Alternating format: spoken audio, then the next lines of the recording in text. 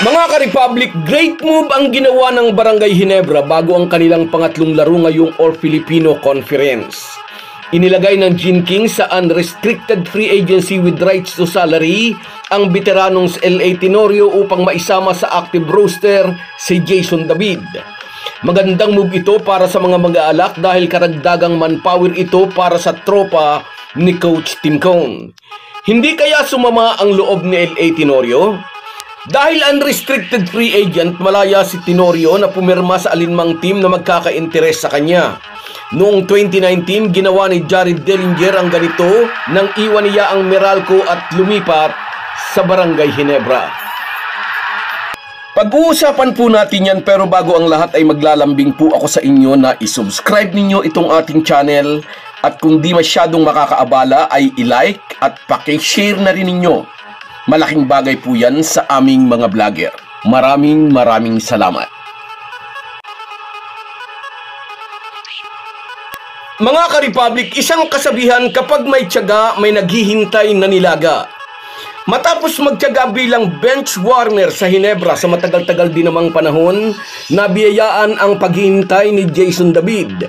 Siya ang papalit sa pwesto ni LA Tenorio na nariligate sa unrestricted free agent with rights to salary. Para sa maraming Ginebra fans, great move ito dahil may edad na rin naman si LA Tenorio. 40 years old na siya at dapat lang na ibigay sa iba ang pwesto niya sa roster ng mga mag-aala. Sa kabilang banda, hindi naman dapat na nabuburo lang sa bench ang talent na katulad ng kay Jason David. Number 20 overall pick ng Ginebra ang 28-year-old noong 2022. Katunayan ay membro siya ng kupunan ng huling mag-champion ng Gene Kings noong 2023 Commissioner's Cup nang talunin nila ang guest team na Bay Area Dragons. Lalo't may injury na naman si Jeremiah Gray, napapanahon ang paglalagay kay Jason David sa active roster ng Gene Kings. Sa isang conference na redemption ng hangad ng Ginebra, malaki ang maitutulong ng Lyceum Pirate product upang mapalalim ang players rotation. Wala namang injury si LA Tenorio kaya siya inilagay sa unrestricted free agency with rights to salary. Ang tunay na dahilan, gusto siyang bigyan ng team management ng sapat na panahon para matutukan ang kanyang trabaho bilang coach ng Batang Gilas.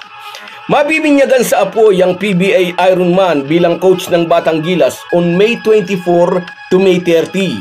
I-host ng Pilipinas ang Under-16 FIBA Asia Cup qualifiers.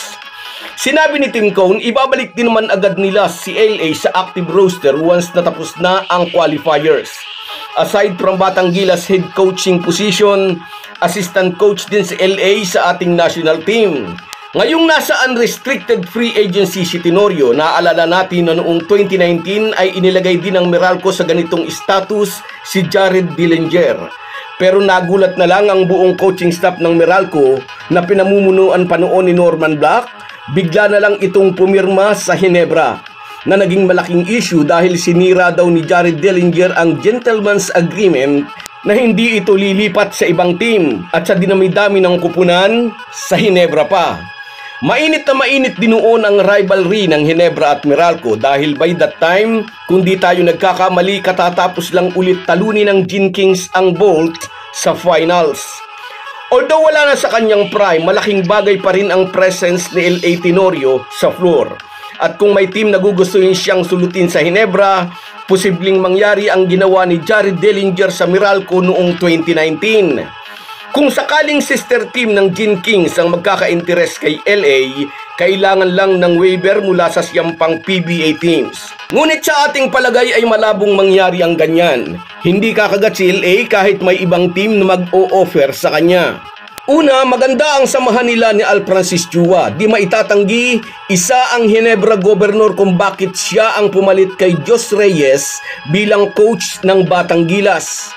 Maayos din ang samahan nila ni Coach Tim Cone at katunayan nga, kinuha siya nitong assistant coach ng ating national team. Gaya nga ng nasabi na natin, may pangako si CTC kay LA na ibabalik din ito sa active roster once na maluwag na ang trabaho nito bilang coach ng Batang Gilas. And at age 40, tiyak nasa isip na rin ng veteran point guard ang tuluyang pagre-retiro bilang active player. Ihahanap lang siguro siya ni Tim Coe ng perpektong pagkakataon upang tuluyan ng maisabit ang kanyang playing shoes. Samantala, perpektong pagkakataon naman ito para kay Jason David. Ngayong nabigyan siya ng chance, dapat niyang ipakita sa lahat na deserve niya ang spot sa roster ng Ginebra. May mga fans na nagsasabing dapat daw ay si Paul Garcia ang inactivate sa halip na si Jason David.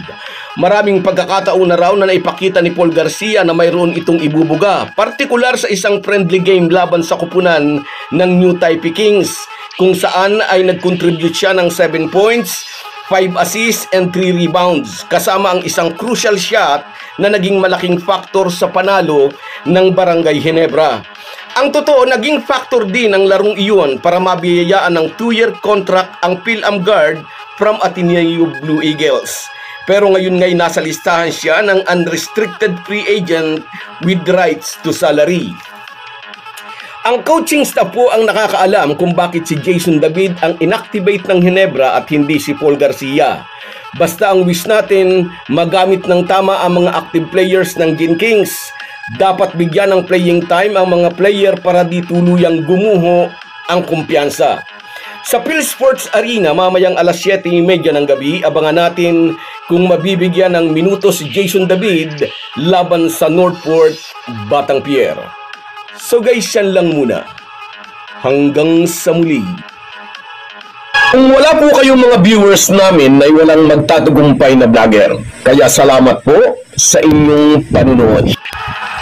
Shoutout sa iyo, Merson Kabady Vlog. Maraming salamat sa suporta, kabayan. Sa iyo rin, shoutout Alfredo Lacerna Vlog. Yes, hindi basta Ginebra, matalo manalo, sabi niya. At sa iyo rin, Norman Flores, good day din sa iyo. Sa iyo rin, shoutout Edwin Felizardo, more power din sa iyo, idol. Salamat sa suporta. At sa iyo rin, Borlagatan Donald mula naman dyan sa Singapore. Happy watching, kabayan. Sa iyo rin, shout out Papa Kiko. Yung iba maayos na. Oo nga, tama ka dyan. Sa iyo rin, shout out Herminia Balingit. Yes, salamat sa suporta mo, kabayan. At sa iyo rin, shout out Willie Bardahe. Salamat sa inyong lahat. Kahit gaano po tayo kabisi, ay huwag po nating kalimutan ang ating buhay espiritual. Lagi po tayong magpasalamat sa bawat araw na dagdag sa ating buhay. Malaki po ang maitutulong ng pananalangin araw-araw. Isang paalala po mula sa inyong Halo-Halo Sports Republic.